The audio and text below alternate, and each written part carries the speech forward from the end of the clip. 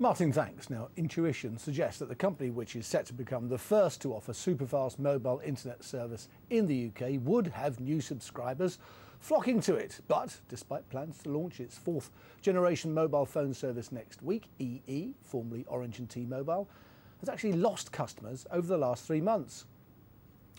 In the last 3 months to the end of September, EE lost more than 390,000 pay-as-you-go customers. However, the company did add 250,000 users on contract deals, meaning that its total number of customers fell by just over 2%. And EE points out that contract customers spend around 5 times more than those on pay-as-you-go deals. Well, earlier I spoke to the company's chief executive, Olaf Swantee, and started by asking him how much the company's new 4G offering will cost its average customer. We ask, depending on the bundle you buy, 10 to 20% premium. But what is important is customers cannot get out of bundle, so they will pay the amount that they sign up for. We have built-in cost control measures, which is the key concern in the UK market of mobile pricing.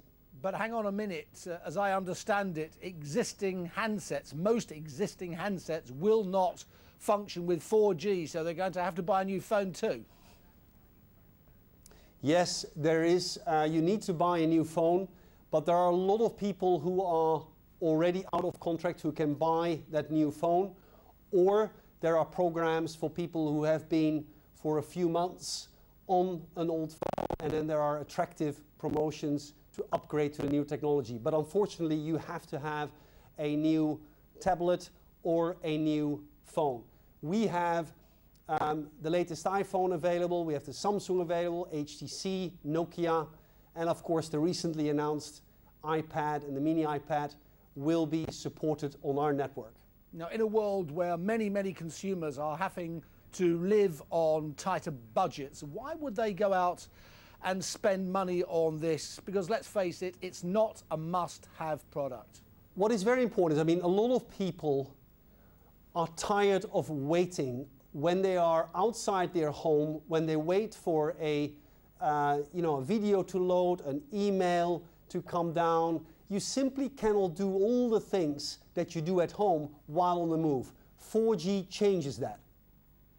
Okay, now you published your results today, and even for an experienced financial journalist like me, they were delightfully abstruse. I found it pretty difficult to pick my way through it. Lots of references to arcane phrases, but nothing as vulgar as profits was mentioned. Why not? Well, we publish profit only twice a year. This was a quarterly announcement, and we don't publish our profit targets on a quarterly basis. We'll have that at the end of this year. But what we do announce is revenue, and you have seen that excluding the regulatory impact, we have had 3.1% growth, and we share the trading or the sales numbers, which were also very encouraging. Yes, your press release said they were encouraging, but as I read them, the number of your customers is going down. No, the number of our contract customers is going up by 7%, and this is the key to capture. The prepay customer base, as you pointed out rightly, came down, but that is a general industry trend that has gone on already for a number of quarters, where customers switch from a prepay contract to a post-pay contract. Clearly, you have jumped the gun, as it were, on 4G. You have an extraordinary opportunity to capture new customers because your rivals will not be operative in this space for about another 6 months. What's this going to do for your market share?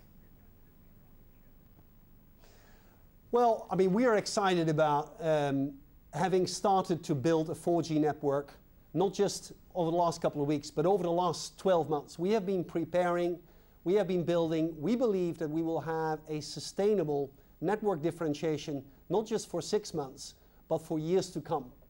And we believe that we will gain share, in particular in the business market, where my company has a smaller share than in the consumer market.